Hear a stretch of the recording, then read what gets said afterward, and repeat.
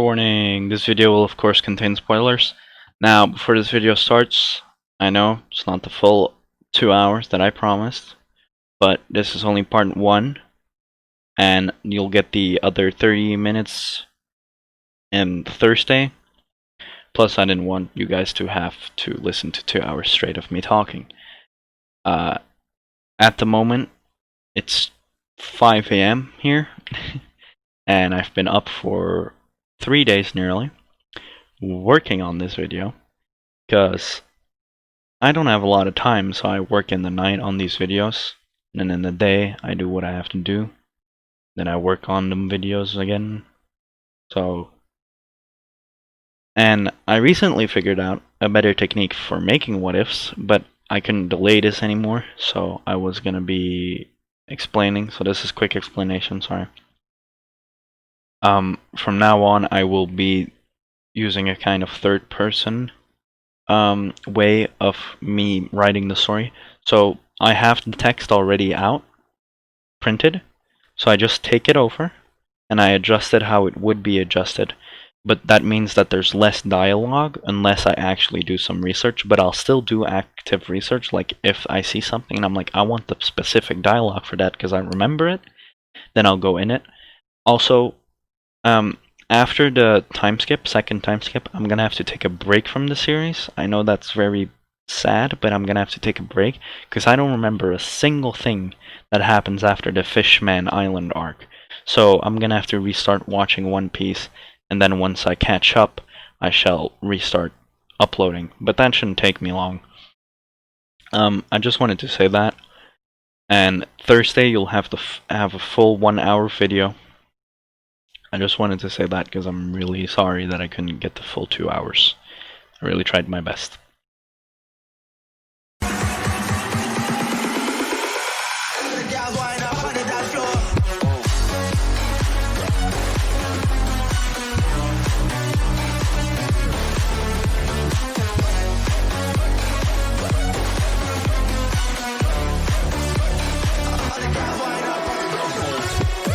Hello you lovely cups, I'm the Dragon Lord, and today we will be doing part 5 of What If Luffy Had the Rinnegan. But we recently hit 50 subs, which means that this video will be our sub special. Now I promised that it would be that I would do 1 hour What If on Thursday, but because I don't really have much time, I decided to do a 2-hour one on Sunday, so you guys can enjoy it. I also created a Discord recently, but I'm still working on some stuff, so it's not going to be out yet. I'll post it in the description of the next What If or the next Minecraft video. Not the next Minecraft video, but the one after that. So, let's get into it, shall we? Last time, Luffy beat Arlong for breaking his promise to Nami. Nami decides to join the Straw Hat Pirates. They leave and go to Locktown, where Zoro gets his swords. Usopp gets challenged by a famous bounty hunter. Sanji wins a cooking contest. Luffy finds the execution platform where the king of the pirates got executed, and gets captured by Buggy. Now Luffy somehow got out of the entire mess, unharmed, as he gets hunted down by a marine captain named Smoker, but he deals with Smoker easily. As they leave Locktown, they find a mysterious little girl in the water. They get her out, and she leads them to an elder dragon. Luffy and the crew decide to help the dragon and her return to their homelands. As the dragon got to his final resting place, the crew have a heartfelt goodbye and leave. Luffy and the crew would arrive at the Red Line, but get stopped by some weirdos. But they take care of it rather quickly. As they go up Reverse Mountain, they are cheering and loving the thrill of going up a reverse mountain so fast. But that gets quickly changed when they go down. As they go down, they see this massive whale blocking the way. Now, unlike in canon, Luffy uses Shinra Tensei to stop the boat, so the Going Merry doesn't get damaged. They go to the side of the whale to continue sailing, but get swallowed by the whale. Luffy body flickers out of its mouth, and gets on top of its head. Now Luffy, of course being mad that the whale ate his friend, starts beating on the whale. But as the whale sinks, Luffy sees a hatch and gets in it. As the whale then starts to move, he starts getting thrown around in these weird metal hallways. Now before I continue, Luffy learned how to use body flicker, but I'm gonna refer to it as teleport, so if I say teleport, he either body flickers or later on you will see just teleports, and you will see why. Meanwhile, the others are talking with this old man, who disappears to give the whale a sedative, to make it calm down. As Luffy then bumps into Mrs. Wednesday and Mr. Nine, as they go flying out of the gates. They were behind. Sorry. Pronunciation, it's late at night. Luffy sees Zoro and the others, and uses Gum Gum to body flicker. Now he uses Gum Gum to capture them, and then he body flickers over to Zoro. As the old man comes out to tell Mrs. Wednesday and Mr. Nine to leave, they then go on about how it's their mission to slay Laboon and shoot cannonballs at him. The old man jumps in front of the cannonballs, protecting Laboon, which is the whale by the way. As Luffy then proceeds to knock the two shooters out, as they are leaving Laboon's belly. Afterwards, the old man informs Luffy and the others of what Laboon's past was and what happened to him, and why Laboon is doing what he does. Basically smashing his head against this massive, against the red line, which is an indestructible wall. Well, not indestructible, but you're never gonna break through it, basically. But Laboon keeps smashing his head against it. They get out and start chatting. Now Luffy attacks Laboon out of nowhere, as they have a small battle, but Luffy then tells Laboon that it's a draw for now, and makes a promise to come back a few times, as he makes a shadow clone of himself to stay. As he tells Laboon that this shadow clone will summon a giant crab whenever you want, so that you can train for our rematch because I'm way stronger than you. He says this as he makes a giant meteorite appear that's almost 100 times bigger than Laboon. This freaks out everyone, but Luffy makes it disappear with a snap of his fingers. Luffy puts his mark on the shadow clone, who is really just a mindless puppet that will summon the crab. But anyway, Luffy puts his mark on the shadow clone, and this makes it so that Luffy can teleport to the clone if he ever needs to talk with Laboon or the doctor. Now, he has done this with everyone already. Everyone he meets, he automatically puts his mark on them, so that if he ever needs them, he can teleport to them. They eat and talk about why the compass isn't working, as it's revealed that Luffy has found a lock post on the ship, which makes Nami super happy. As he gives it to her, their hands make contact, which makes Nami blush. You see, Nami has festered feelings for Luffy, because of the acts he did, and because he is so kind and exciting to be around in her eyes, so she actually likes Luffy. But anyway, Luffy eats, but unlike in canon, he doesn't eat all the fish, he actually only eats its head, which is unlike Luffy, but Sanji gets mad about this, saying that part was for Nami, since it's the most delicious part, as he kicks him away. Now Luffy flies so fast it actually breaks the log post, which makes Nami mad, but instead of being mad at both Sanji and Luffy, she is only mad at Sanji and kicks him in the water, as she starts apologizing to Luffy for breaking something that he gave to her. But he tells her to not sweat it, and that they will find a way to travel the Grand Line, as the old man Crocus then says that he has a log post they can use, which makes everyone happy. When Laboon then brings back up Sanji and the two weirdos that Luffy saved, they start apologizing. They then ask for a favor to travel with them back to their island, but Nami tells them that their log post broke, which makes number 9 snap. But Miss Wednesday is busy staring at Luffy. For some reason, she feels kind of attracted to him, as Nami picks this up and tells them that she actually has a log post, which makes 9 mad that Nami tricked her. As Nami tells Luffy that it's not wise to let them join, but Luffy tells them that it's okay, which makes Miss Wednesday ask who he is, as Luffy tells her, "I'm Monkey D. Luffy, and I'm going to be king of the pirates." His famous line, as she knows that he has a bounty of 1.6 million. See, it went up last time. Because of the lockdown incident, but she knows that he is, like, revered as a Yonko in the Grand Line, even though he doesn't know, but deep down she knows he can help her. They set sail and tell their goodbyes to Laboon and Crocus. Now Zoro, Sanji, and Usopp would actually already have bounties, and because they are affiliated with Luffy, their bounties are kinda big. For Zoro, there is a 550 million berry bounty on his head, Sanji has a bounty of 300 million, and Usopp has a bounty of 150 million.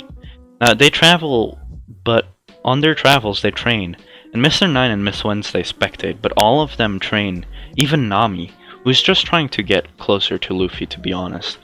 But they train, and I would say that at this point, Zoro is way stronger than in canon. He's about mid-time skip strong. He has grasped Haki, but he can't use it yet. He can easily cut iron though and other stuff. And this all because of training with Luffy. Luffy would ask to train with Usopp and Sanji. You see, Luffy wants to use his other paths more often, but because of his bad aim, he doesn't like using the Asura path. But he wants to be able to fight with all his abilities. Sanji teaches Luffy Blackleg, but he also teaches Nami and Usopp. Zoro looks into it, seeing as the movement can be interesting with his resort style, and follows a bit of the lessons. Now, unlike in canon, they wouldn't turn and go in the wrong direction, because Luffy would notice with his nature chakra. Now, anyway, Luffy would try to teach everyone Haki, but the only ones who really got a glimpse of it were Zoro and Sanji.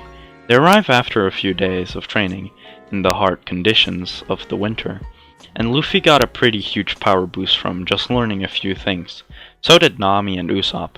Zoro and Sanji, though, they get huge power boosts from training with Luffy. Because of how fast he can learn something and improve it, Luffy teaches Sanji Diable Jambe, and Zoro the Ashura technique. Now, you might ask, how does Luffy know the Diable Jambe? Well, Luffy, you see, he can use fire and stuff like that.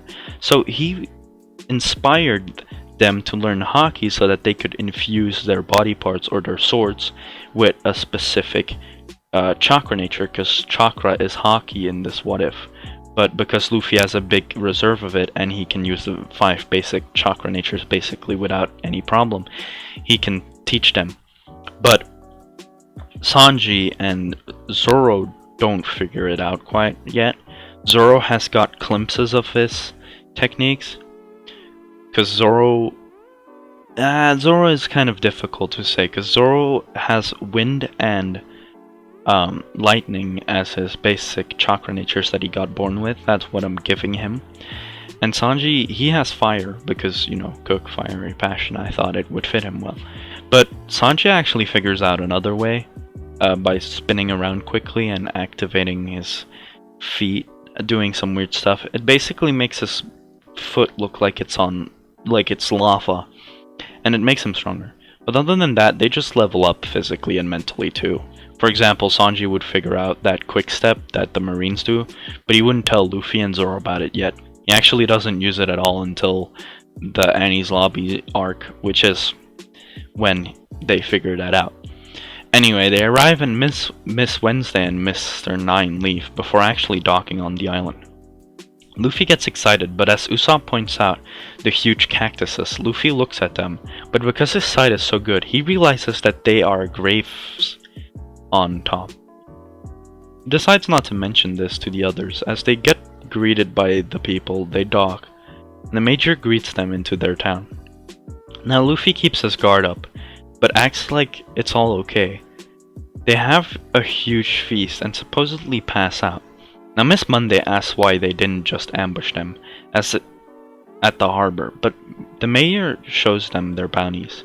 As the 3 agents get shocked, as they all scream out together at the same time, a combined bounty of 2.6 million? But Miss Monday points out that their captain is a Yonko, and if they should really try and capture him.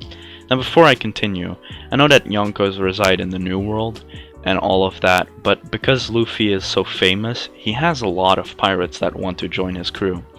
And they hoist his flag, so the government actually thought that Luffy has about 12,500 men that are like his grand fleet. But in actuality, Luffy only really has 4 crewmates, with Nami not having a bounty. So that's why I call Luffy a Yonko in this what if. But anyway, Zoro is awake and tells them not to wake up Luffy and the others. Now, they know how strong Zoro must be, looking at his bounty, but they get even more scared when Luffy shows up behind them, telling them to let the others sleep, and that he's on to them. Now Mr. 8 tells them to be ready for a fight. Now Zoro reveals that they are Baroque Works agents. Luffy says that he knows them, as Mr. 8 and the others get surprised and question how Zoro knows them, as Zoro explains how he knows them. And Luffy says something similar happened to me, but it was a guy named Crocodile or something. He asked me to join them, but I refused, and as he tried to attack me, I kind of beat him up. This surprises them all. Again, as Zoro says, "Ah yeah, you told me about that, right? Like, you were 10 at the time, right? I'm pretty sure I remember that." Luffy answers with a sincere yeah, as Mr. 8 and the others basically pee themselves. He tells them to attack, because it can't be possible that the boss lost. As they all rush Luffy, but Luffy uses his Conqueror's Haki to knock them all out, besides Miss Monday and Mr. 8, and Mr. 9 and Miss Wednesday. Now, more goons show up and Zoro takes them on, while Luffy and the others are staring each other down. Now, Luffy takes quick care of Mr. 9 and Miss Monday. Zoro finishes off all of the goons, but Miss Wednesday and Mr. 8 don't attack them.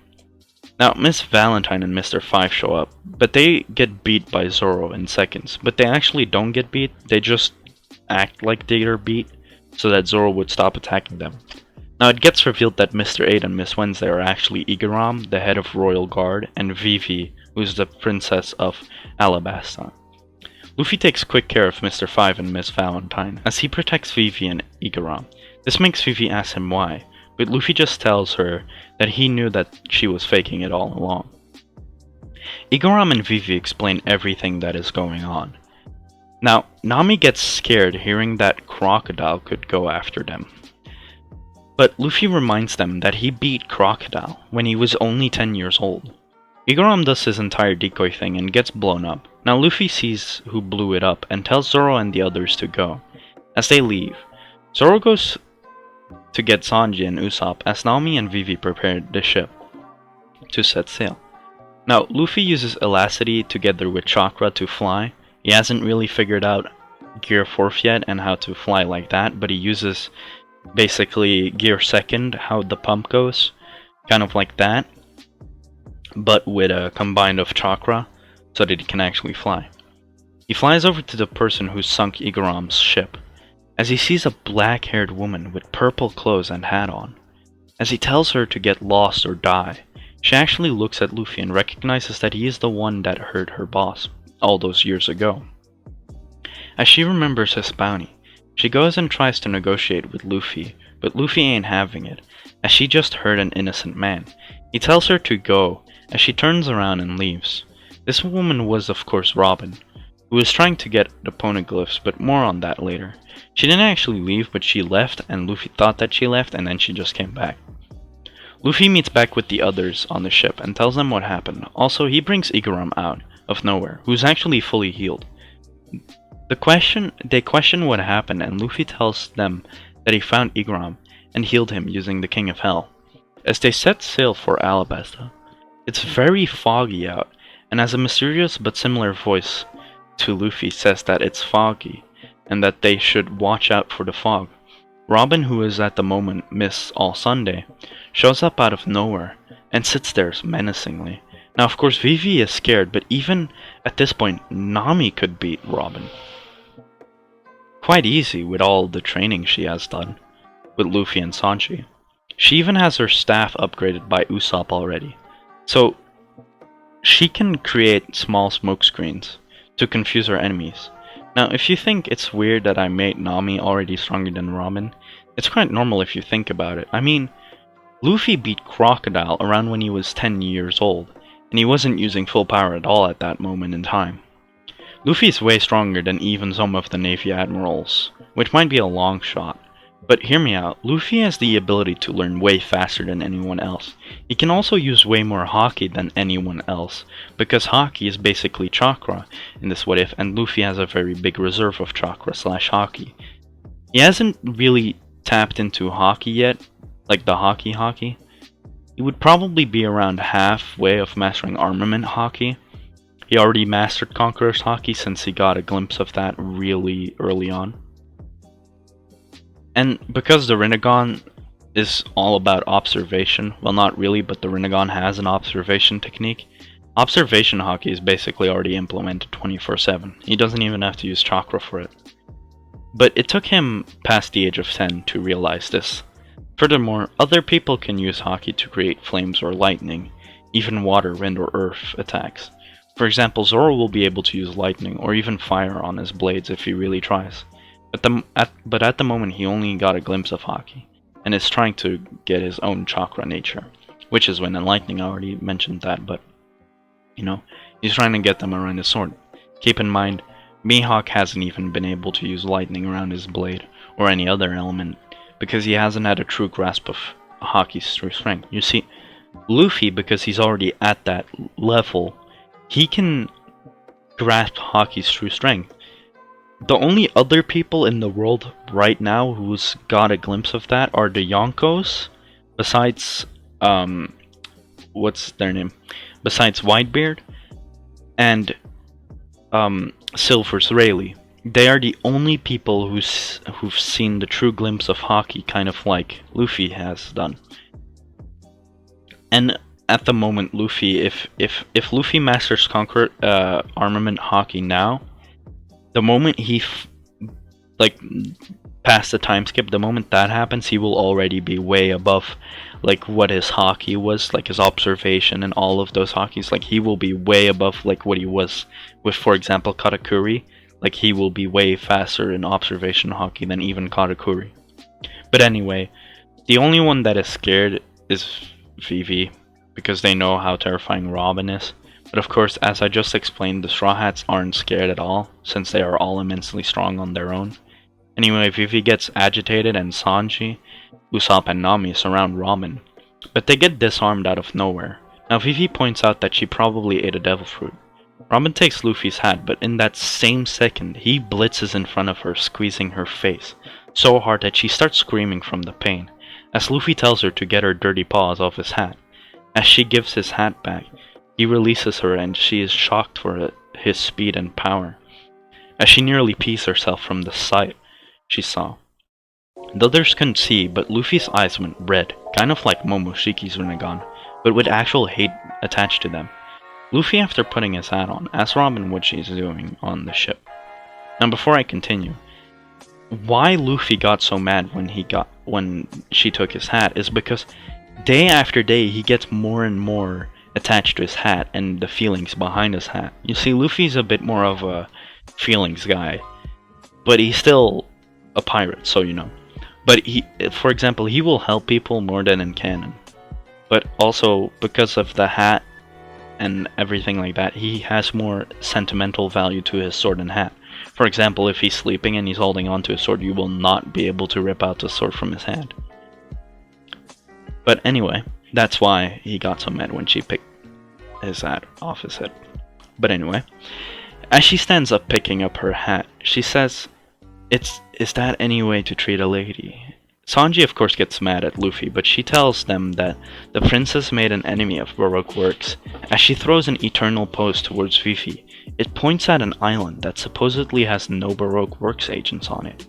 As she says that Luffy breaks the eternal pose, saying that he will decide where the ship goes, as he asks her what her goal is.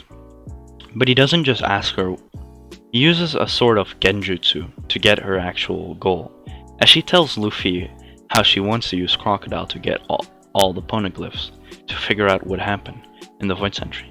This makes a lot of people question what she means, except Luffy. Now, I'm giving Luffy two new abilities. It's a jutsu mixed with Haki and his rinnegan. Basically, there's a path called the Human Path. It allows people to gather info through taking the other person's soul. I'm gonna give Luffy an ability to relive or, well, see someone's life using a genjutsu, and also the ability that you just saw, basically making somebody speak to gather info. But unlike in Naruto, these don't kill the person, they are cast on. After Luffy sees her past, he sees how rough she has had it.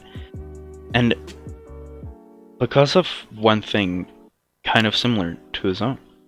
So he releases her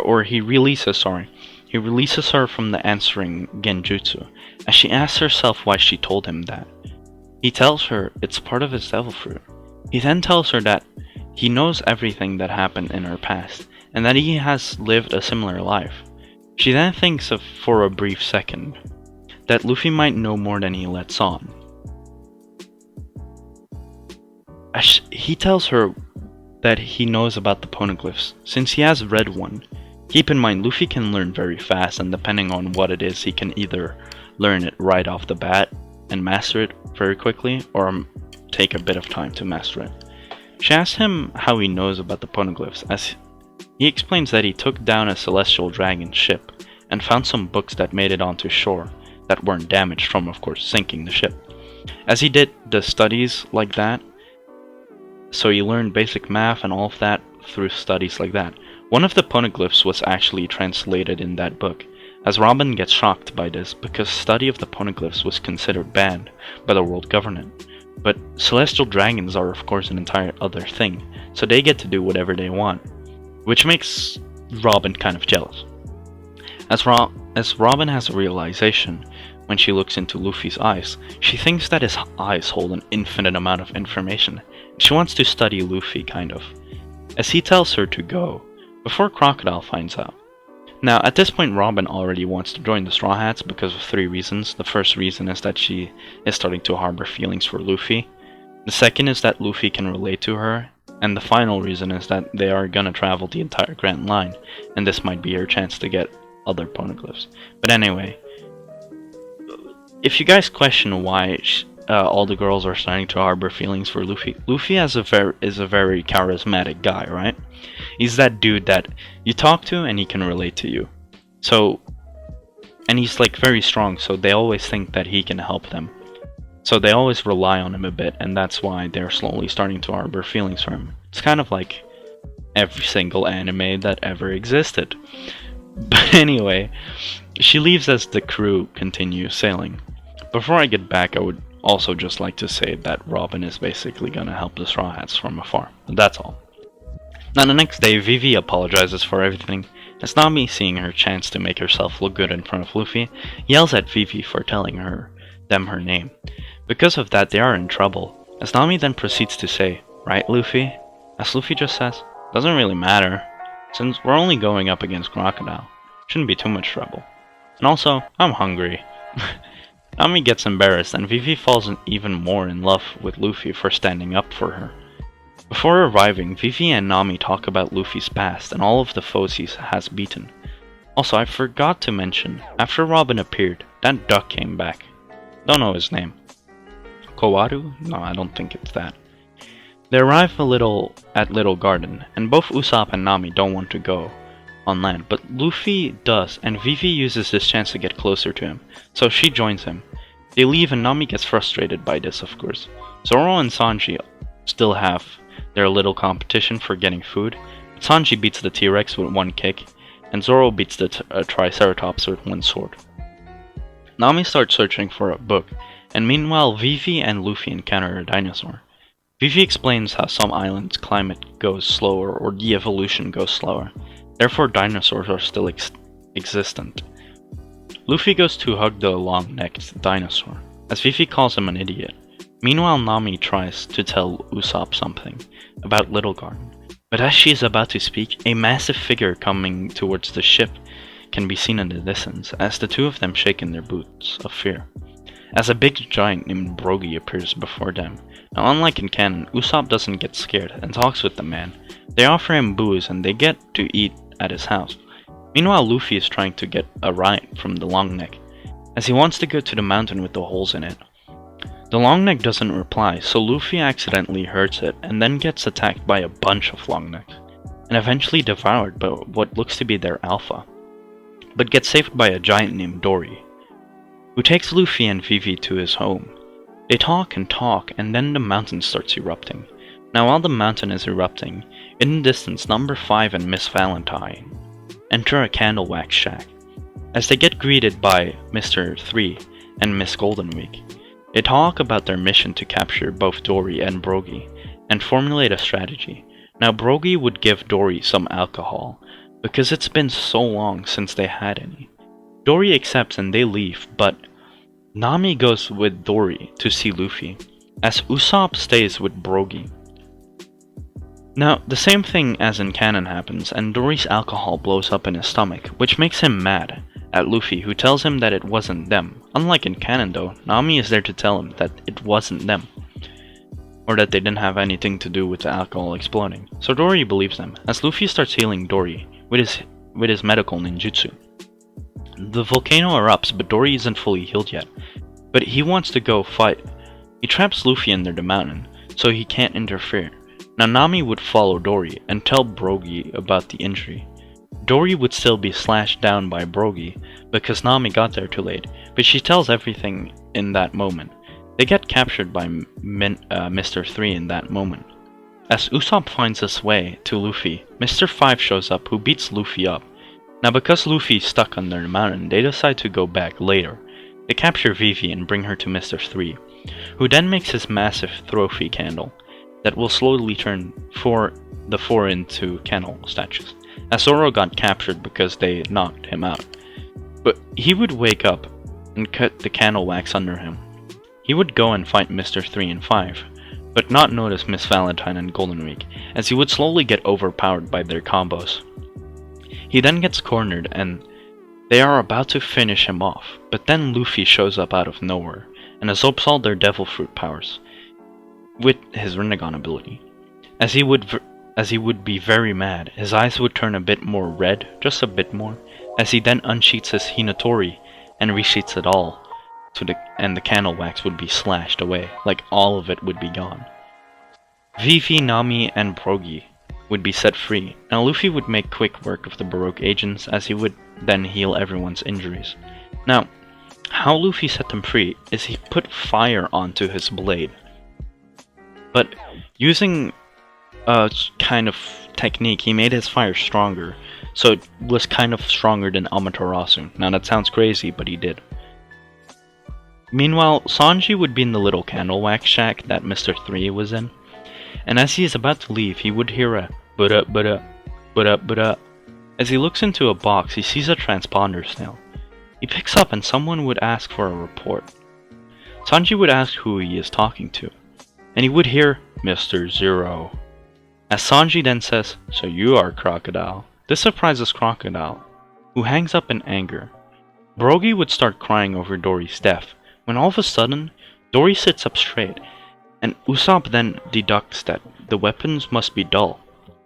Luffy then heals Dory and Brogy, and Dory start hugging each other and crying. Now, Sanji would show up and get cursed at by Usopp for being useless, but Sanji explains what happens. Now, Usopp sighs in relief and says, "I'm happy we don't have to deal with these guys anymore, since we'll have to be here for a while." Which Sanji replies with, "Why, is there something we still have to do here? That's a real shame since I found this," as he brings out an eternal pose to Alabasta. Everyone's mouth drop as they start cheering, and Vivi even hugs Sanji, which him and his big pervert ways love very much. They have a small chat about Zoro and Sanji's hunt, which makes Brogy and Dory recall something, as Luffy and the others load up some meat on the ship. They set sail. Now, Brogy and Dory tell them to keep going straight ahead, as a massive goldfish appears. And they end up doing the exact same in canon, where they just go straight into its mouth, but Brogy and Dory use their combined technique to pierce a hole through the fish, so that the Straw Hats can keep going. Now on the seas, headed to Alabasta, Nami gets sick as she gets a fever. Now Luffy gets asked to heal her, but he tells them that he's running low on chakra from healing those giants, and all of them. He then uses his last bit of chakra to lighten Nami's condition, which lets her at least move around a bit more, but she gets helped by Sanji. She tells them to turn because of a strong wind, and in that moment, a cyclone appears behind them. This surprises Vivi, who knows that the weather in the Grand Line can be unpredictable, and that it's near impossible to predict, but Nami did. As they turn, they put Nami in bed, who is sick, but less than in canon. She's basically just a bit weaker than in canon. Now Zoro spots someone and asks if it's possible to run on water, which Luffy tells them he can with chakra. As Zoro points out to someone standing in the water. Now, quick intermission, Luffy is trying to charge chakra, but he has never had to do it before since he had always a limitless amount. And it's not working right off the bat, so he spends time trying to figure out how to charge chakra. Now I know this sounds stupid, but Luffy had a massive reserve of chakra, and he had used so much of summoning the King of Hell in a giant state for the giants. It cost him a lot of chakra, like a metric lot, which made him exhausted. The little bit he had left, he used for medical ninjutsu. Now they get attacked by a band of pirates, but make quick work of the men that boarded their ship, and the others go running with their tail between their legs. Mary doesn't get damaged, and they end up finding an island. They get ready to dock, but a bunch of people surround the ship and hold their guns out to them, warning them to get lost. They try and reason with them for Nami, but get denied. One of the people shoot at Sanji, but Sanji dodges and says, "Why you?" But not in that voice, of course, as he starts going towards him, but Vivi stops him. Vivi gets shot, but unlike in canon, it actually hits her shoulder a bit more, making her bleed way more than in canon. Luffy gets mad by this, and is about to punch the guy that shot her, but Vivi stops him and tells him to think about Nami, as she goes into a begging position and tells them that they won't land, but that they have to call a doctor for their friend. Luffy joins her and goes into a begging position. Dalton, the leader of the village, tells them that he will show them to the village. They arrive and Dalton tells everyone to get back to their post if they aren't a guard. Dalton gets Nami and the others in his house. Meanwhile, Zoro is doing some more training at the ship. Luffy actually gets in his house, unlike in canon. Instead of making snowmen with Usopp, Dalton asks Nami's condition, and Vivi tells him that her temperature is 105, but if it wasn't for Luffy, it would probably 107, as she explains that Luffy has the power to heal, but because of his low energy reserves, he can't completely heal her.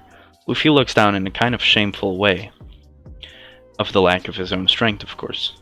Dalton would explain that the person they are searching for is on top of the Drum Mountains, specifically the biggest one. As Luffy gets an idea, Luffy decides to go up the mountain with Nami.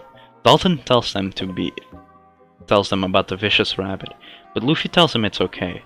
Luffy tells Sanji to stay this time, and help Dalton. He starts flying using elasticity infused with chakra. He has a bit of chakra since he started charging a bit. He started learning how to charge, leaving Dalton in shock. Now, Luffy would fly past the killer bunnies, so the avalanche doesn't happen. But he then stops flying at the foot of the mountain, since his chakra ran out. He starts climbing the mountain using his bare hands. Meanwhile, Dalton is explaining the past to Vivi and Usopp. They figured out that Wobble was actually the previous ruler, and they tell Dalton not to worry because Luffy actually took care of Wobble, which made Dalton happy. Meanwhile, Zoro would still be at the ship training, and Dalton, Vivi, and Usopp arrive at the village to see if Dr. Kureha still is there, but are relieved that she has already set course for the mountain. Dalton tells Usopp and Vivi to go after her, then a soldier comes in and asks Dalton to help them, and that Wobble returned. After a few minutes, Dalton arrives and attacks Wobble. They have a small chat, and Dalton beats most of the men. Now, before I continue, some of Wobble's men would go investigate Straw Hat's ship, but be beaten by Zoro, who would then set course for the village. Wobble is currently in this, and this all happens quite a bit before Dalton attacks Wobble. Now, one of Wobble's men shoots an arrow at some villagers, shoots arrows at some villagers, but they would be interrupted by Zoro, as Zoro takes quick care of the arrow guy, and Sanji beats the weird afro dude, but Wobble would run off and they wouldn't know where he went. Now Luffy would have made it to the top of the mountains, but he would pass out from both frostbite and his hands bleeding a lot. He would get caught by Chopper, who would bring him and Nami inside. Kureha and Chopper would treat both Nami and Luffy. Now, while Luffy is unconscious, they talk about how amazing he is, because that's almost 3 miles of just pure rock.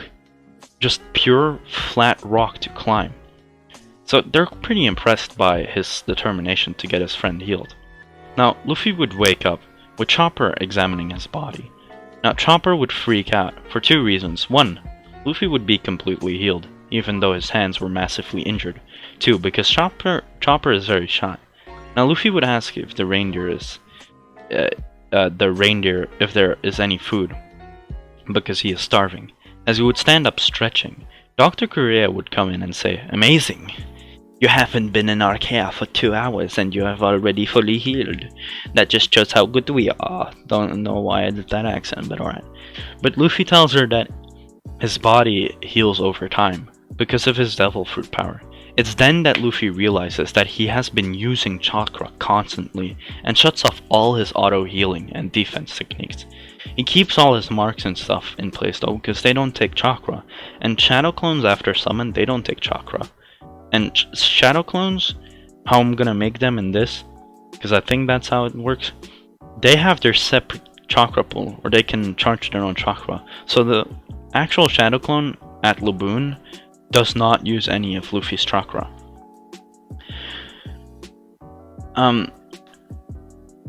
Well, sorry. He asks how Nami is doing, and Kureha tells him that she will be good in 3 days or so. This makes Luffy happy, who sits back down. Now Chopper would ask who he is. Luffy would answer, "I'm Luffy." Kureha and Chopper both get surprised because Luffy doesn't mind the odd talking reindeer. Luffy would teleport to Sanji and the others and teleport them back to the castle with him, Vivi, Usopp, Sanji and Zoro would all be in the same room with Luffy and Kureha.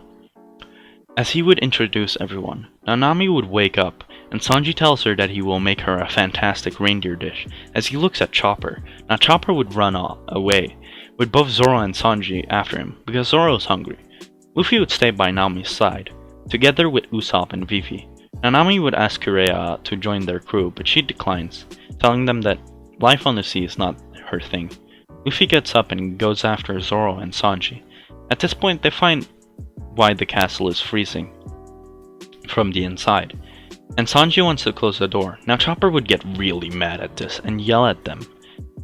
This would make Sanji go investigate why, and realize that there are baby birds living on top of the door, so he leaves it open. Now Sanji and Zoro would deduce that Chopper is a monster, which Chopper heard, and he would start to cry. But unlike in canon, Luffy would scream, "That's so cool!" And Chopper would hear him say that, as Luffy says, "We have to get him on our crew," which Zoro and Sanji agree on. They leave and reunite with the others at Nami. From this point, most of the scenarios go just like in canon. The only exception being when Kureha talk about Chopper's past, they bring up Luffy's past because he kind of also got seen as a monster. The rest happens basically just like in canon after that, up until the fight with Wobble. Unlike in canon, it's only Wobble this time, since Sanji and Zoro took care of Arrow Guy and Afro Dude. Yes, that's what I'm calling them from now on. Also this time, everyone is on top of the mountain. But anyway, the fight is basically over in 2 minutes, with Wobble shooting down the Jolly Roger that Hulk made, Luffy repairing it, making Chopper see them in a new way, and Luffy would absolutely destroy Wobble, no question. I mean, he beat Crocodile, for Christ's sake. He can definitely beat Wobble. After this, everything else happens just like in canon, with Chopper joining the Straw Hats and Kureha firing the cannon and showing the cherry blossoms. Now Luffy's and the others would set sail. Now, the Straw Hats would encounter a weird man on the seas. This would be Mr. 2, of course. But the Straw Hats don't know that. While he is showing off his devil fruit powers, Vivi notices one particular face and tells Luffy that this guy might be trouble. and be working for Baroque Works. As Luffy then asks the guy a question, he asks, "What's his name?" As the mysterious man answers, "You can just call me Mr. Two." With this confirmation, Luffy knocks out Mr. Two and throws him on his ship, but sinks it afterwards. Now he didn't kill them, as he saw that they got a rowboat. They devise a plan in case Mr. Two poses as one of them. So they strap a bandage around their left arm, but under the bandage is an X, but no one really knows that yet. They arrive at the island, and Luffy goes storming off, but Sanji and the others explore town for a bit. Luffy finds an old man who has this powder that makes it rain, but he accidentally destroys it, making the old man very upset. After beating up the old man, they have a small chat, and the old man gives Luffy some food. Luffy leaves, but gets lost somewhere outside of town. At this point, Usopp and Chopper nearly get scammed into buying a golden apple, and while getting scolded by Nami, Zoro sees a guy with an orange hat who asks a lady about Luffy. Zoro follows this individual into a restaurant. Now, Smoker would also get in this restaurant and start chatting with Ace, as Zoro would watch from a distance, when all of a sudden, Luffy would come flying in and bumps into Smoker, who flies into Ace, who then flies through a few walls. As Ace would walk up, and as he is about to call out Luffy, he gets pinned down by Smoker, who wants to kill Luffy, as Smoker goes after Luffy but gets pinned to the wall by Luffy's Fruit Seeker or Broads, which cancel Devil Fruits. As Luffy says it's rude to interrupt someone while they're eating, you know. As Ace stands up and cleans himself up, Zoro would come up and greet Luffy, as Luffy would get the biggest smile on his face from seeing Ace, as he screams, "Ace!" I don't know how to do that in any other way. As the two greet each other with a massive smile on their face. The Marines would show up, and everyone would run with them all reuniting on the ship. Together with Ace, unlike in canon, Ace explains that he is in Alabasta for a few days on some business. He also explains that he joined the Whitebeard Pirates, but when the time comes that Luffy needs him, he will always join the Straw Hats. If they need him, of course. Remember, Ace still lost that bet to Luffy, which made him basically vow that he will join Luffy's, crew. This raises some questions and Ace and Luffy's past, but they get interrupted by Baroque Works, as Ace tells Luffy, "Leave them to me, I'll show you how much stronger I've become," as he destroys the ships in seconds. After Ace gets back on Luffy's ship, and Luffy tells him that he did a good job. One more thing. With the most serious look, Luffy says, "Sabo is alive," which makes Ace shiver, but kind of like happy shivers. I don't know how to explain it really, but you know what I mean. Now, Luffy tells Ace that he can join the Straw Hats anytime he wants, but that he doesn't want it to become a problem with Whitebeard. So they should maybe make an alliance with Whitebeard. Luffy proposed this, of course. Remember, Luffy gets seen as a Yonko, so if an alliance were made, the world government would definitely go crazy about it. But anyway, Ace tells Luffy that he would love to join, but that he will arrange a meeting with Whitebeard for Luffy. They set sail and get closer to where Crocodile is, and on the sea, Zoro and Ace talk, like a lot, because Zoro wants to know more about Luffy. Now, the Straw Hats arrive and have a to cross the rest of the land on foot. So they start walking over this massive desert. Now Luffy gets attacked by a monster and gets sent flying away. As he lands, Crocodile is standing over him. As they have a fight, but Crocodile dries out everything around Luffy, as Luffy has no way to block this and basically passes out from dehydration. Crocodile leaves thinking he killed Luffy, but a familiar face shows up, giving Luffy water. Luffy wakes up, and sitting next to him is Nico Robin, who asks him to save her. Now the others wouldn't search for Luffy, but they would set up camp. Luffy and Robin would come up to them, as everybody takes a fighting stance, but Luffy tells them to calm down, and explains everything that happened. They cuddle up for warmth since it's freezing out cold. The night passes, and they wake up to a sandstorm. They somehow get out of it alive and unscathed, but they see some people in the distance. They decide to go towards them, as it's a band of pirates called the Desert Pirates, who welcome them. But nothing really changes. Vivi still has a talk with the girl about her village, the part again, and well, yeah. They depart after a while again, and meet a group of rebel soldiers. Now they basically do the same as in canon, where they trick the rebel soldiers into doing nothing, and Luffy still says that he will take care of Crocodile. Scorpion and Ace still have their little battle, with it exactly ending as in canon. Nothing really changes there. Luffy, Zoro, Chopper, and Robin get stuck in a hole, and that's when Luffy notices a poneglyph. Now, Robin would have been searching the poneglyphs for a while, but this is a new one. This is when Zoro says, "Is that text?" Both Luffy and Robin say yes, and Luffy says it says something about a weapon. I don't know, let's just get out of here. Now, Robin would be amazed by this, as she thought that no one could read that language anymore, and it's hard to decode, too, for some people. Anyway, Robin doesn't say anything, and they get out, using Robin's devil fruit power. Also, Ace left them to go after Blackbeard, which was his original goal. Robin left to go attend a meeting. At the meeting, Mr. 3 would come out of nowhere and apologize for his actions. Mr. 2 wouldn't be there, since Luffy sunk their boat, and they have to row to Alabasta. Everything gets explained to Crocodile, but Crocodile says, "No worries, I killed that Straw Hat brat."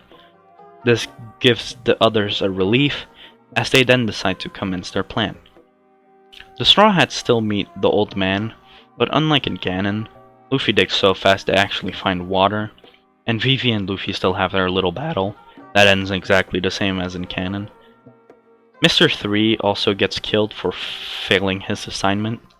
Luffy and the others still run into Smoker. They have the entire chase, and they get stuck in the Sea Prism Stone prison. Now, Luffy isn't affected by Sea Prism Stone because of his chakra barrier, and his natural aptitude, and his fruit allows it.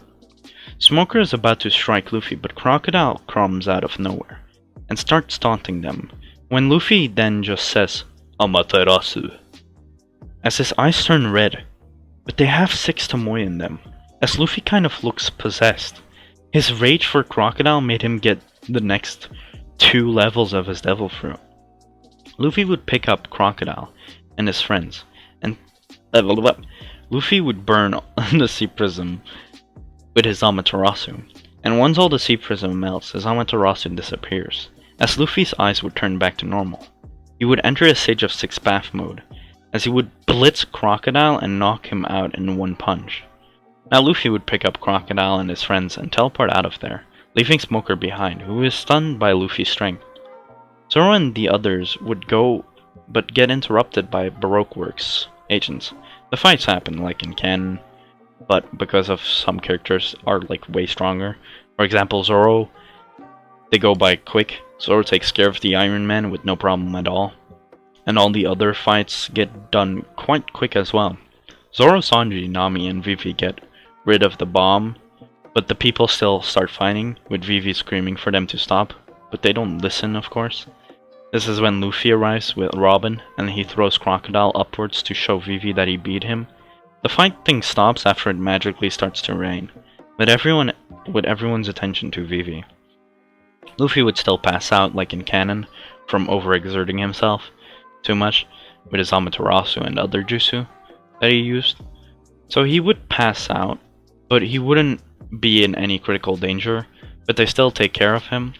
Now, the government would try to cover up that the Straw Hats saved Alabasta by making Smoker and Tashigi get all the credit, but Smoker refuses and tells them to go to hell. Zoro does some concentration training. Luffy would wake up hungry, of course. They would eat dinner, and the crew would do some funny stuff, which makes the entire dining hall laugh. After their food, they go take a bath. Of course, everyone peeps on Nami and Vivi, but unlike in canon, Luffy doesn't. He just sits in the bath and enjoys himself. So when Nami and Vivi spot the boys, they get kinda disappointed that Luffy didn't want to peek. Nami still does her manhunt trick thing. The bounties would go way up because of the world government is really fed up with Luffy. They raise his bounty to 2 billion. Zoro goes up to 900 million. Sanji goes up to 500 million. Usopp gets a bounty of 250 million. And Nami gets a bounty of 100 million. And Robin, who joins the Straw Hats, gets a bounty of 250 million. Now, Luffy would have hidden the going merry so that the Marines would think that they left the island. And unlike last time, Luffy and the others leave during the day. Robin is already on the ship waiting for them, of course, because she can't enter the castle. They say their goodbyes, but Vivi stops them, as she asks Luffy to marry her, which shocks everyone. Now, he doesn't decline, but he tells her, "When I finish my journey, then I'll think about it."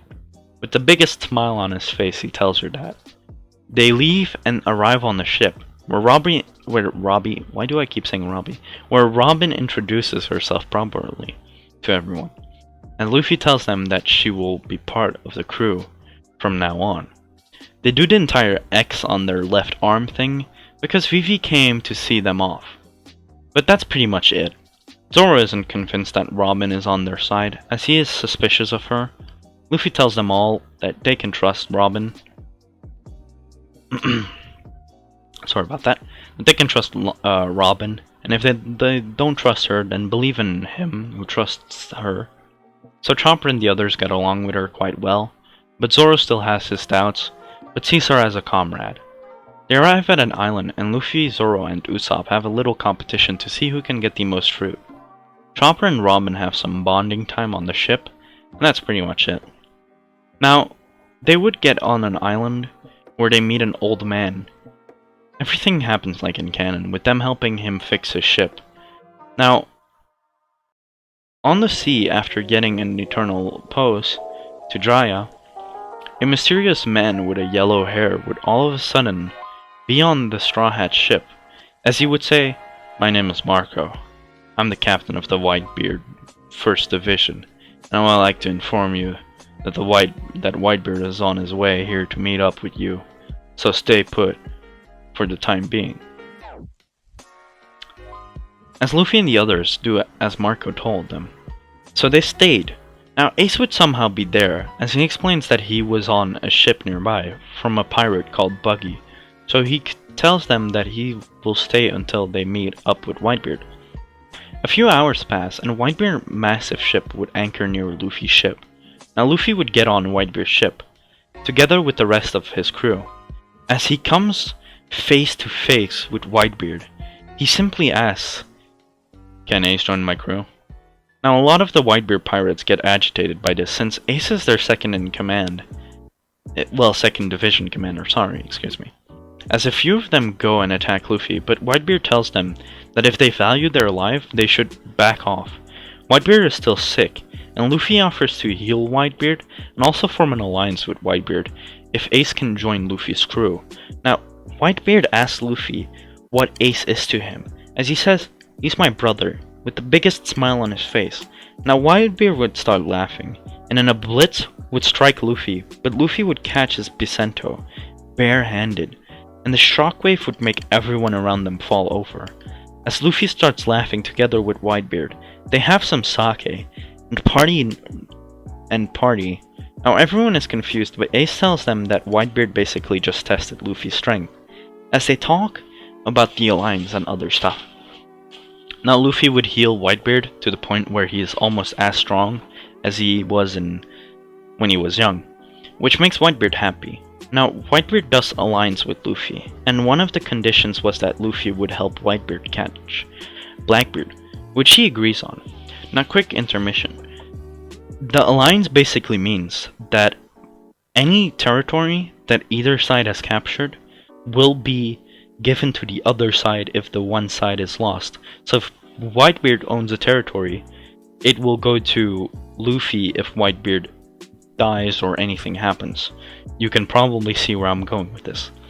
Now, the alliance would be called the White Hat Alliance, and it would actually scare the world government, who declared that Luffy and Whitebeard are both the highest level threat pirates and very dangerous. But anyway, their ships part ways as Luffy and the crew continue sailing to their destination. They would arrive at Mocktown, where all the pirates greet Luffy and Ace out of respect. Now Ace would have the same bounty as Zoro, 900 million. Keep in mind he is stronger than in canon, because his normal canon bounty is somewhere around 500 million. And Luffy gets greeted because he gets seen as a Yonko. Now Bellamy doesn't know who Luffy is. Well, he doesn't know how Luffy looks, but he knows that Luffy gets revered as the future Pirate King, even in some places. And Bellamy believes that Luffy will become the king of the pirates, from all the stories he heard, as he is excited to meet Luffy, but he has to calm down because his friend who tells him that he will meet Straw Hat in time. Now Luffy doesn't take an apple from the stranger, and the explosion still happens and all of that. Luffy, Ace, Zoro, and Dami enter this luxury hotel place, as they get scoffed at by a guy, but Luffy doesn't say anything. When Sarkis then approaches his friend, they all call him an idiot, as he is confused. He asks what's up, and they show him the wanted posters. Sarkis nearly poos himself as he says, "That guy was Monkey D. Luffy, a bounty of 2 billion, and Fire Fist Ace and Roanoa Zoro? Oh god, no, I need to apologize." As they tell him it's too late for that now. As Luffy, Zoro, and Nami enter a bar, Ace tells them that he will join them in a bit, and that he will just stay outside. They all get some food and drinks, but Luffy calls the pies bad, while another man calls them good. They look at each other in a kind of mean way, but nothing too mean. Luffy calls the booze amazing, but the other guy calls it bad. This really takes off Luffy, and they are about to fight, but the old man gets sent out. On his way out, he gets interrupted and gets pushed back inside. So he goes and sits in a corner to watch. When then Bellamy appears and sits at the counter and asks the bartender if he has seen Monkey D. Luffy. Luffy then replies with, "What do you want from me?" As he looks at Bellamy, Bellamy starts laughing and says, "You punk, you really think that I believe that a scrawny kid like you is the man with a 2 billion berry bounty?" As he smashes Luffy's head into the counter. "Don't make me laugh, punk." Now Blackbeard would get intrigued by this and stay to watch. When Sarkis and the others come running in, they see what Bellamy did, so they get him off Luffy, and Sarkis punches Bellamy. As he goes into a begging position, he apologizes for his rude behavior earlier, and that it's been his dream to meet Luffy. As Bellamy stands up and asks what he is doing, Ace walks in and says, "Luffy, we should really go." This surprises everyone when they see Fire Fist Ace. Bellamy puts 2 and 2 together and realizes what he just did and apologizes for his action and bows before Luffy, repeatedly saying sorry, but Luffy shrugs it off, saying, "What kind of pirate would I be if I couldn't handle a bit of a bar fight?" As he has a huge smile on his face. Anyway, Luffy asks the bartender if he has any info on the Sky Islands, which surprises the bartender, as he says, "Sky Islands aren't real, kid." This makes the pirates start laughing and calling dreams like the One Piece and stuff fake, but Bellamy wouldn't join them because he's already been disrespectful to Luffy. Anyway, Luffy would go up to Ace and spot the old man calling the booze bad. He would give him a stare which would make Ace turn around and look. As he sees Blackbeard, he tells Luffy, that's him, that's Blackbeard. This makes Luffy happy since he wanted to really beat up Blackbeard already for calling the booze bad. So Luffy turns into his Sage of Six Paths mode as he blitzes Blackbeard and kicks him through the wall. Everyone would go outside to see the Yonko fight, as Blackbeard would get up and try to escape, but would get surrounded by the Straw Hats, as his own crew comes out of nowhere to save him. Luffy uses Conqueror's Haki at a next level though, to make everyone besides Blackbeard pass out, and of course all the spectators. Ace and Zoro tag team Blackbeard. Luffy, Ace, and Zoro, tag team Blackbeard, and make quick work of him. Blackbeard gets captured, and Luffy uses a small snail to call Marco, Marco comes to pick up Blackbeard, and Blackbeard's crew get captured by Bellamy pirates, who tell Luffy that they will take care of these guys, and that the reward will be them when they give them over to the Marine. Luffy thanks them, and Bellamy gives them a tip for the Sky Islands, which was basically to go to the other side of the island, towards Cricket. Luffy, Ace, Zoro, and Nami arrive at the ship, again where Robin tells them about a guy on the other side of the island. They decide to go there, and while on the sea, they get stopped by Shoujo, who starts to do some weird echo sound, which is slowly damaging the Mary. As Luffy and Ace both use their devil fruits to excel the ship to the other side of the island, where they meet a man who then passes out. Chopper takes care of the man. Meanwhile, Shoujo and Makida, two colossal humans by the way, but not giants, show up and are about to start fighting, but Luffy calms them down and they start talking. Cricket wakes up, and Luffy starts asking him questions about Sky Island. They have their little chat, and they talk about the eruption that happens. Luffy's set on going, but the others are a bit worried about it. Anyway, they prepare the ship, and they just enjoy the night. Cricket explains that they have to get a bird that always points south, so they can go into the forest, and they go into the forest to search. Ace follows them too. They come back with the bird, unlike in canon. Cricket isn't beat up because Bellamy admires Luffy, and the other pirates fear him. They set everything up, and just like in canon, they make it above the clouds, when Usopp then dives into the clouds, but Luffy saves him using Universal Pull, or Shinra Tensei. He pulls up Usopp, but a few massive fish come up too. Zoro and Sanji make quick work of these fish. They meet an old man called Gonfall. As they talk with the man, he explains everything to them. He asks how they got here, as Robin tells him the knock-up stream. As he's impressed, he gives them a whistle for free, and leaves them. They see a sort of waterfall in the distance, and decides to go to it.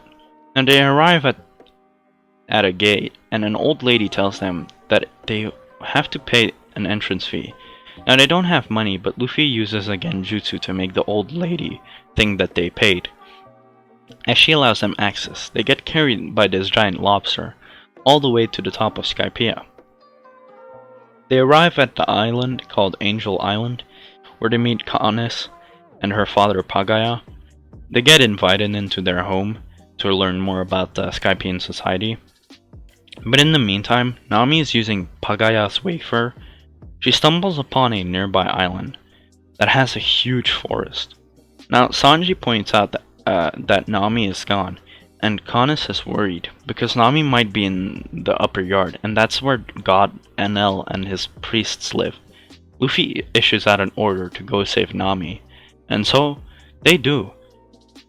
In this what if, they don't get chased at all because they paid the entrance fee, even though they didn't, but they kind of did with genjutsu. So there you have it. At Upper Yard, Nami witnesses a man getting hunted by priests, and before the priest can finish off the man, a beam of light strikes down from the sky. The priest Gidatsu explains that their time ran out, and that apparently a group of 8 came to Skypia. Nami realizes that they are talking about them, so she rushes back to everyone. Nami makes it back, but unlike in canon, they don't get seen as criminals, because they so-called paid off the entrance fee. They set sail for Upper Yard because Luffy wants to meet Enel. They arrive at Upper Yard, where they take the Milky Road. On the Milky Road/river, avoiding several dangerous traps, eventually they reach a hand stature, which with the river branching off into 4 paths, going through each finger, each labeled with a different ordeal. Ordeal of Swamp, Ordeal of Iron, Ordeal of String, and Ordeal of Balls. They choose the Ordeal of Swamp, which has a 50% survival rate, for those of you that don't know. They make short work of the ordeal and get out quickly. They all arrive at this altar, which has them quite puzzled. Meanwhile, at Gonfal's house. He explains to Konas and Pagaya how there is a constant war between the guerrillas, known as Shandia, and the Skypians, over control of the upper yard. And as the previous god, more accurate, the ruler of Skypia, he tried to find peace. However, once Enel took over, all notions of peace were abandoned. He tells them this with a serious look on his face, of course. Everyone leaves, and Chopper stays behind, together with Ace, at the altar, trying to figure out what it is. But the priest Shura arrives at the sacrificial altar to find that Chopper and Ace are the only ones left for him to kill. In response, Chopper uses the whistle to call Gonfall. Shura heavily damages the ship, and Chopper with his fire-based attacks. But before he can finish off Chopper, Gonfall attacks. They seem pretty evenly matched until Ace butts in. After extinguishing the flames with his devil fruit, he then tags teams Shura together with Gonfall. This makes Shura lose, as Gonfall is injured, but Chopper takes care of his injuries. After looking around a bit, Luffy and the others reach a startling conclusion that Upper Yard is part of Jaya. Specifically, it is the location of the Gold City mentioned in Liar Noland's tale. In other words, the Gold City did not sink into the water, it was launched into the sky by the knock-up stream. Luffy's group return to the altar. It's getting dark, so the crew decides to camp out in the forest. If they were found, they would have more room to fight, and they would not destroy the Going Merry more. The Straw Hats pull all of their information together, and Nami puts the map of Jaya and Skypia together to form an image of a skull. Nolan's logbook stated that the City of Gold was in the skull's right eye, which they realize is referring to Jaya's geography. Thus, they decide to steal from the Gold City before they go back to the Blue Sea. In order to celebrate, Luffy starts a huge bonfire. Unlike in canon, canon, Nami doesn't get annoyed because she is of course in love with Luffy, so anything he does she's fine with, and she basically enjoys the fire a bit. The Straw Hats dance around the fire as an Eve of Gold kind of festival. At this point, Gonfall regains consciousness as he explains to Robin that objects from the Blue Sea sent to White Sea by the knockup stream are considered very valuable treasure. The most valuable was dirt and soil called V-Earth, which can rear plant life much better than cloud can, causing a religious reverence for it by the Skypians. When Upper Yard was launched into the sky hundreds of years ago, it was considered a holy land, which led to a war with the native Shandia over control of the land. The Shandians would have tried invading the Upper Yard, but they retreated because the death of one of their strongest warriors. After the party ends, Usopp goes to the river to urinate. Yes, I said that. When he sees a strange figure fixing the Going Merry, but fog prevents him from seeing it clearly. In the morning, they find that all the damage caused by Shura has been fixed, and the upgrades done by the Saryuma Alliance have been removed. Not only is it odd that someone else would help them in the enemy's territory, but also that the person would know what the ship originally looked like, even though it wasn't that heavily damaged. However, they decide not to focus too much on it. And once they get the ship off the altar, Nami forms a plan. While Luffy, Zoro, Chopper, and Ace and Robin go to the city, Nami, Usopp, and Sanji will take the Going Merry and Gonfall out of Upper Yard. Meanwhile, Wiper punishes Rocky because of a bag of dirt given to her by Isa. That's what got her caught in the first place. Kamakiri stops him, stating that he can still fight.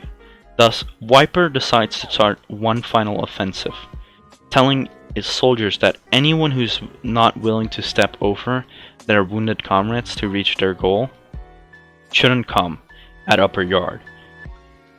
At Upper Yard, Enel reveals himself and meets with the priest, telling them that they will be free to use their ordeals on all of the islands. As the Shandia and the Straw Hats both head into the island, the survival game begins. Now, Luffy would find a strange-looking fruit.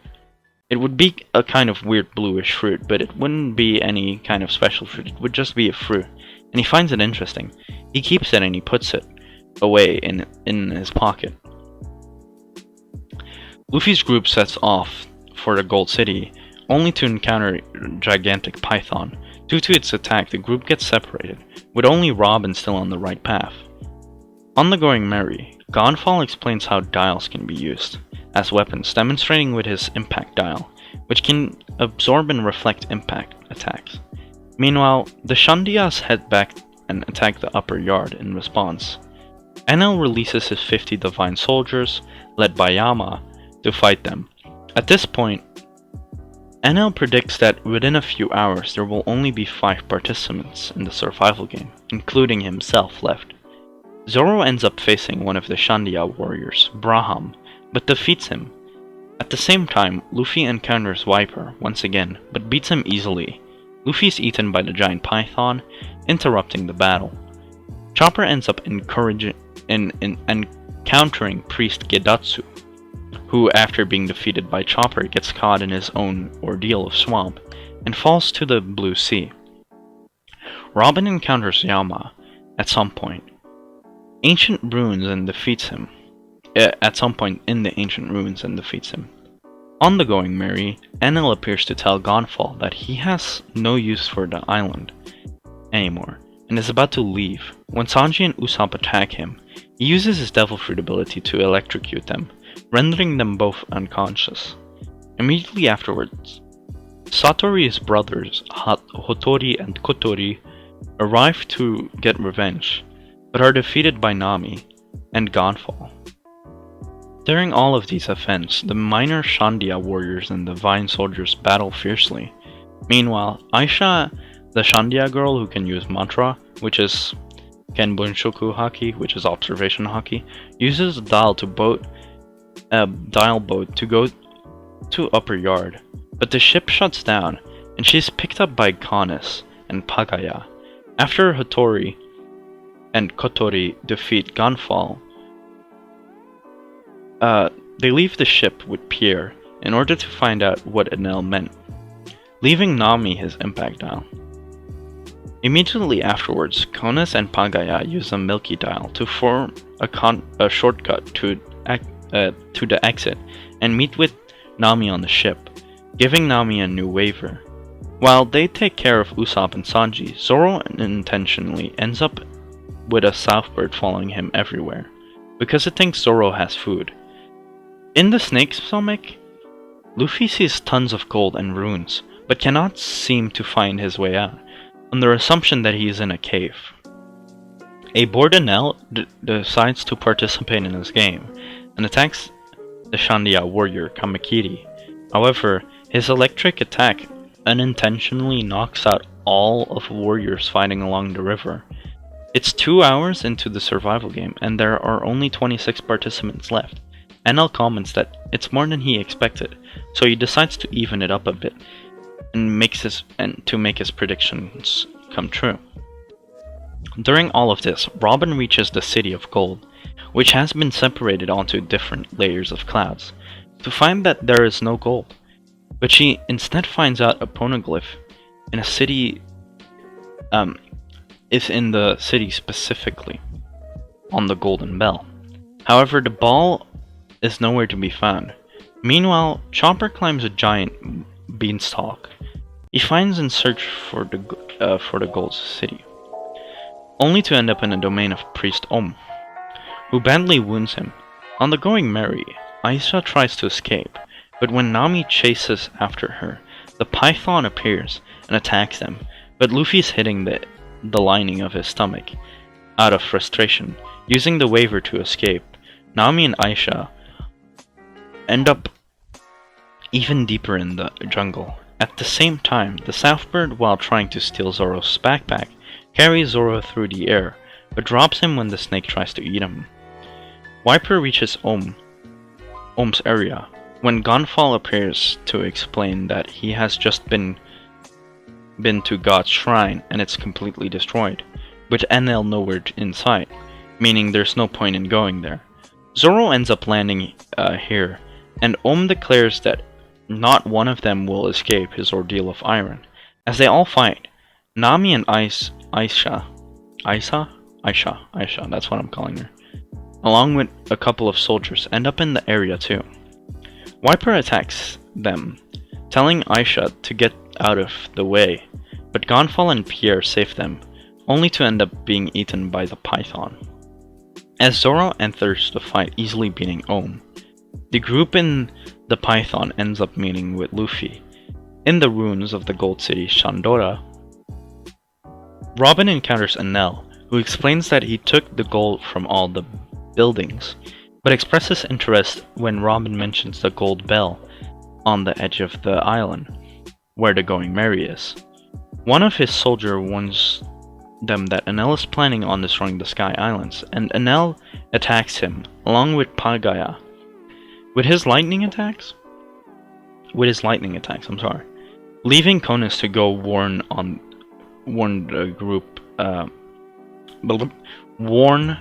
everyone on Angel Island. That's what I meant to say. Enel then destroys the clouds above him and Robin, sending Zoro, Wiper, and the snake falling to where he is. Gonfall and Nami manage to escape the snake, accidentally leaving behind Luffy. Aisha and Pierre and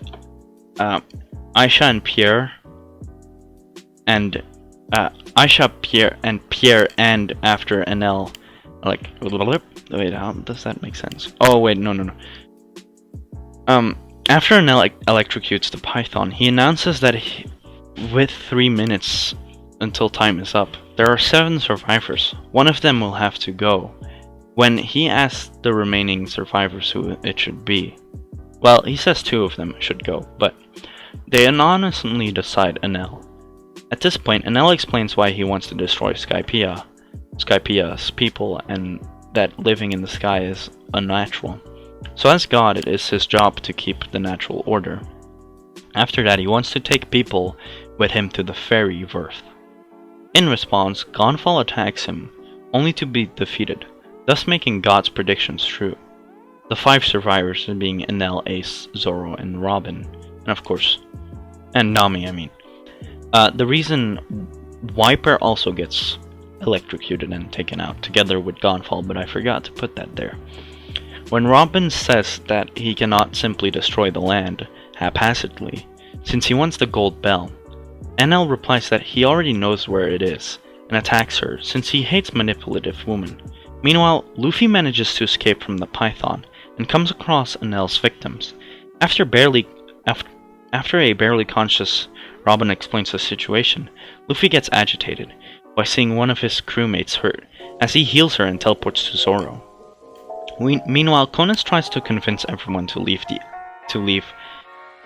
island, but she's labeled a heretic.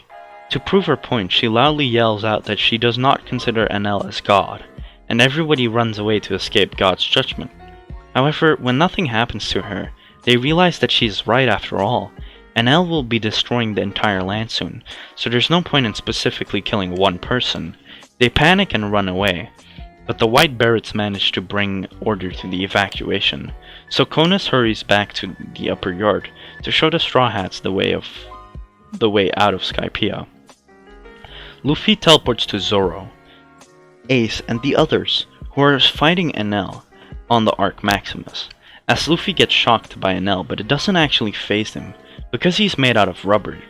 Now, Luffy would go into his 6 paths mode, and use his Hinotori, combined with his teleportation jutsu, and using his Haki, he cuts Enel into a billion pieces, basically instantly killing Enel.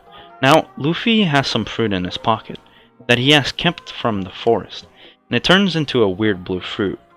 As Luffy now has the lightning fruit from Enel, well, he doesn't he doesn't know that it's the lightning fruit, but he gets hungry, so he takes out this fruit, and it's actually the lightning fruit. As Ace warns him, but he already took a bite out of it, making the others worry, but Luffy just basically passes out and wakes back up instantly. He then is able to use lightning, basically all of Enel's techniques.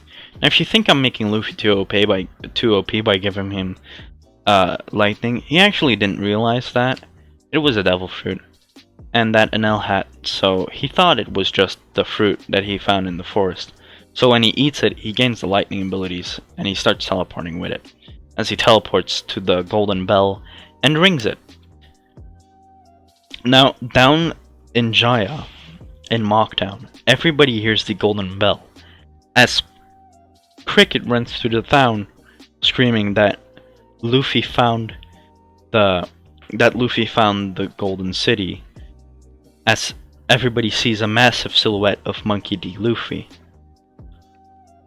They also destroy the Arc Maximus. Luffy takes all of the gold out of the Arc Maximus and from other stuff and condenses it. Remember, he has Enel's power and he can condense metals to create weapons or anything else. And its overall value from just every piece of gold in the Arc Maximus is around 700 million berry. This combined with this treasure, they will get later on, they will get over 1 billion berries. Everyone gathers on the upper yard. The Shandia warriors begin to recover. Pagaya is revealed to be alive, and the ones who were forced to build the Arc Maximus were united with their families. At night, Viper regains consciousness to find that he is being taken care of by Conus, Gonfall, and his tribe chief. Viper tries to convince his chief that they have to fight the Sky People to take control of Upper Yard, but he explains that war is the farthest thing from everyone's mind. Viper runs outside and sees everyone celebrating. Meanwhile, Usopp managed to exchange several rubber bands, claiming that they were the same material that defeated Enel, for dials from the Skypians. Inside the still sleeping snake, the rest of the pirates steal several bags full of gold, when Robin appears with all of the people carrying the pillar. Luffy sees Robin, so they wait. They get the pillar and Luffy condenses it because it won't fit otherwise on the Going Merry. And like he did with the rest of the gold, he combined value of the gold is now 2 billion berry.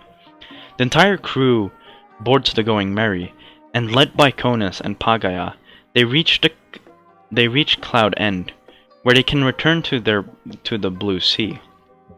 As Gonfall is once again made god of Skypia, the Straw Hats pirates fall to the Blue Sea. Aided by an octopus balloon to slow their descent, they finally land on the ocean and continue their adventures. They don't land in G8 and just continue onward. They find a long island, and they get into a fight with these pirates who want the Davy Back pirate game.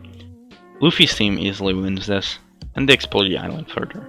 Luffy splits up and meets Akoji, who instead of losing easily too, he actually beats Akoji pretty easily. And they have a small talk, with Akoji saying some stuff that Smoker wanted to tell Luffy, and some other stuff that's pretty important. But more on that in the next What If, because I won't be covering that here. The crew after a while return to sailing. Along their way, the crew sees a giant frog doing the crawl stroke, and wanting to eat it, Luffy orders everyone to make a ship follow after it. They end up on some tracks underwater and are nearly run over by a train traveling on top of the water, and the frog is sent flying by it. They are amazed by this sight. On a nearby station, they meet with a train conductor named Kokoro and her granddaughter, Chimney, along with her pet rabbit Ganbei.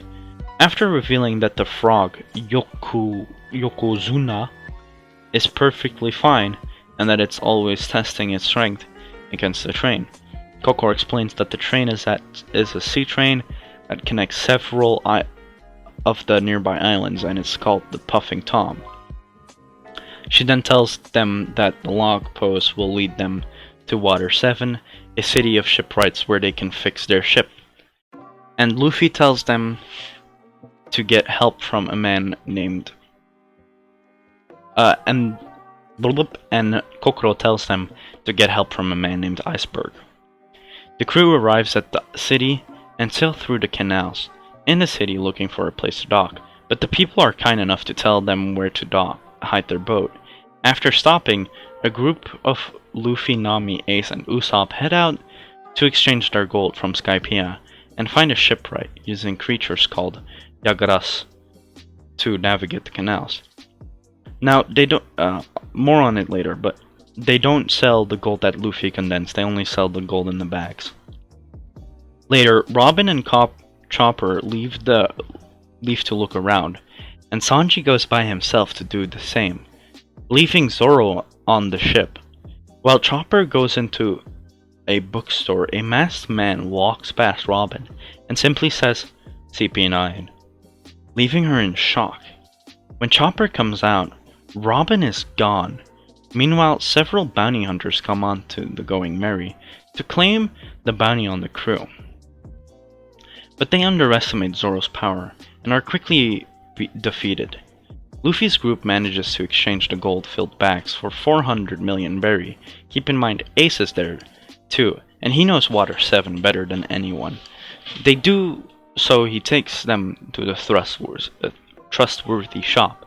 By the way, the only reason that Luffy didn't sell the rest of the gold was because it would be too much for the moment. He keeps it on him at all times, as he made it an accessory, such as an armband that he puts around his shoulder, kind of like Ace. To not mess with his gum abilities, of course. They go to the dock, to Dock 1 of the Galley Company. There they meet Kaku, one of the foremen, who reveals that Iceberg is the major of Water 7 and the president of Galley. Kaku does not know where he is, so he decides to inspect their ship. In the meantime, using immense speed and leaping capabilities to rocket across the city. Just after he leaves, Iceberg and his secretary Khalifa introduce himself to the four actually, and he agrees to work on their ship. They enter the docks, and unlike in canon, the money is still there because Ace is guarding it. Meanwhile, in Dock 1, while Usopp is separated from the group, he is attacked by the Frankie family, and the 200 he had were taken. Kaku returns from his inspection of the ship and reveals a startling fact of the Going Merry. It is impossible to fix, since the keel is broken. Trying to fix it would be no different from making a new ship entirely. Though Luffy complains about this, Iceberg tells him to think about it for a while.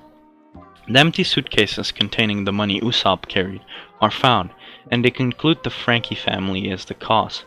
Luffy teleports to Iceberg and asks him where the Frankie family lives. As he tells them their coordinates, Luffy rushes over there. Unlike in canon, Usopp was just knocked unconscious, he wasn't actually beaten up and battered. At the Frankie house, the Dismantler's headquarters, the stolen money is presented to Frankie himself, who reveals that the amount will be enough to buy what they've always wanted, and leaves his gang a bunch of money to party with. The door burns down, though before Frankie could leave and both Luffy and Ace show up, telling them to give them their money, and that the money is for fixing their ship. Frankie asks if they are the owners of that lamp ship. As Luffy says yes, Frankie smacks him on the head, saying that the ship is suffering and won't last much longer. I mean, he should know he is a shipwright after all. As Luffy looks confused, Frankie makes a proposal. He explains why he stole the money, and that he will use it to make Luffy the best ship ever. Luffy tells him that he can keep the money, and that he will think about it. About the offer for the ship. At the Going Merry, Usopp's wounds are treated, and the news is broken to him that they will change ships. At first, Usopp thinks it's all just a joke, and that they are joking, but when it's confirmed to be true, he asks if it's because he lost the money. But Luffy insists that the money would not have made any difference, and the ship can no longer sail. Usopp gets angry and insists that the Going Merry is just as much of a crewmate as everyone else, yelling that Luffy would trust strangers he met just that day and abandon a friend that was with them from the beginning. Luffy insists that he thought long and hard to make the decision, and that if Usopp does not like the way he captains, then he should just leave. Sanji manages to get Luffy to calm down, and the captain apologizes for what he said, but Usopp says those were his true feelings, and states that if they are going to abandon Merry, they'll have to leave him behind too, as Usopp leaves the ship with everyone else looking on tearfully. He turns around and challenges Luffy to a duel over control of the ship at 10 o'clock at night. On the ship, Nami tries to convince Luffy to resolve the matters with words, but Luffy points out that Usopp is not the type to arbitrarily put his life on the line for things that he did not strongly believe in. Once he issued the challenge, there was no turning back. Meanwhile, Sanji yells at Zoro for letting the Frankie family escape after they attacked him, because if they did not steal the money from Usopp, none of this would have happened, but Nami gets them to calm down. At 10 o'clock that night, Usopp came back to the ship for his duel. The fight begins and Usopp mostly uses weaker attacks like the Shinsen, Tamago, Boshi, and Usopp spell.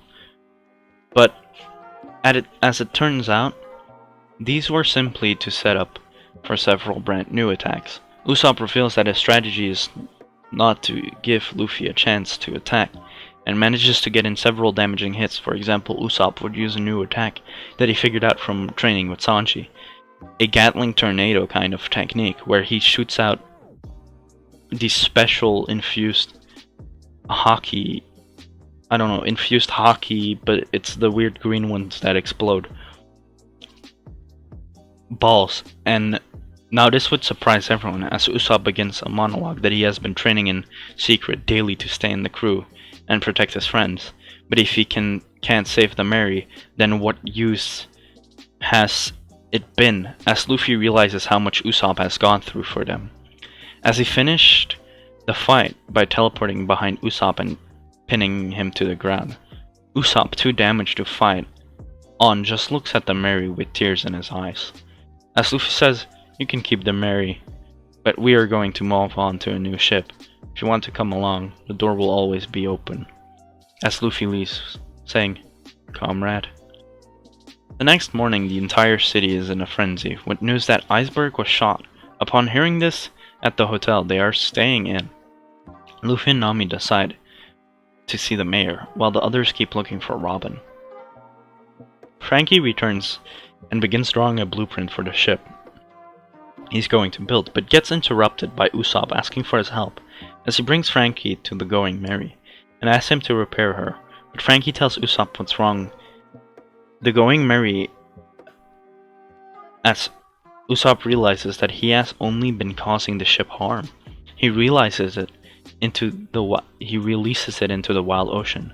Meanwhile, Iceberg manages to wake up and identify his attackers.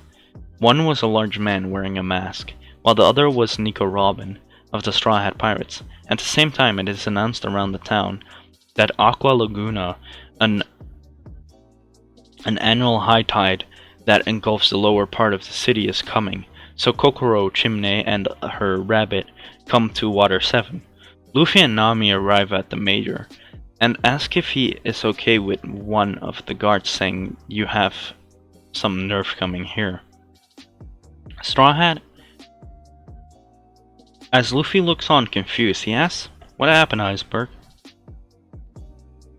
And Iceberg just explains that one of his attackers was Robin, but Luffy tells Iceberg that Robin has been missing for the past few days, as they've been searching for her.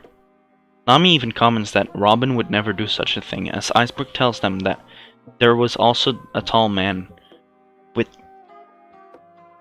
a mask on. As Luffy says someone must be tricking her, we must find them quick, as Iceberg issues out an order to help find Nico Robin.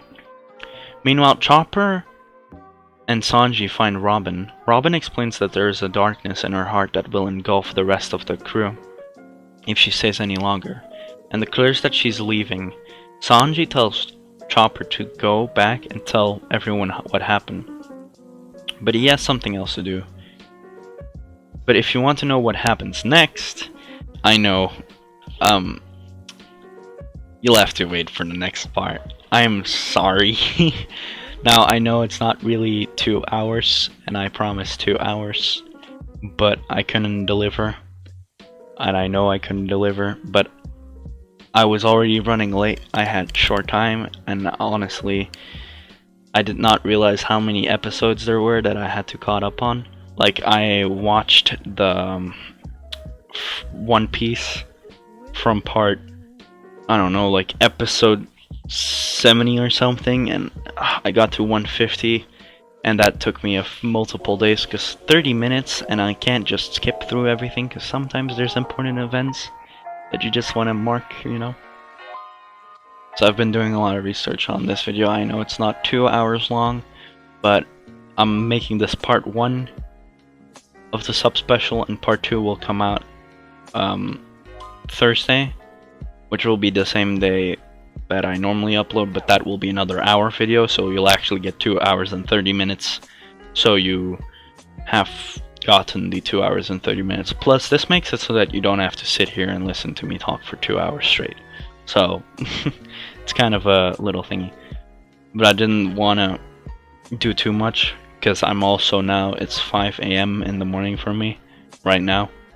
I've been up all night trying to do this. I've been up twice all night to try and do this. I've not slept for a good 70 hours. I think you'll notice it in my voice in the video. Yeah, I was working on it all along. Wait, 70 hours? What am I talking about? I can't math right now. A lot of hours. Yeah, a lot of hours. More than 48 hours I've been awake, and I just wanted to say that. So, I mean, if you have any questions, do hashtag question for Dragon or hashtag question for Claire in the comments. I will reply to these questions weekly. Also, I'm currently setting up a Discord where we can all hang out and chat. I just wanted to say that. But anyway, thank you guys for the 50 subs. It does mean a lot. Now we're nearing 100, so if you guys have any ideas for what I should do for the 100 sub special, please just put them in the comments down below. And with that said, I'll see you guys in the next video. Now, I'm not finishing it yet. I'm really sorry. I'm really sorry that I didn't do the 2 hours. But the next video will be either an hour long. I'll try. Because I need time, of course. I've got other videos planned too that I want to upload. You know, I don't want to only do the what ifs. Kind of my fault for doing a 2 hour special. I should have done like 1 hour and 30 minutes. But I will get out the next video and it will be 1 hour long. I promise you that. Usually my videos are only 20 minutes long. So that means I'm already doing 30 minutes for the normal Thursday, and then I'm doing another 30 minutes. So I hope you don't get mad. I give you 10 minutes extra time, so you don't have to wait longer. Alright? Thank you guys for watching. It's your boy the Dragon Lord, and I hope you don't hate me too much.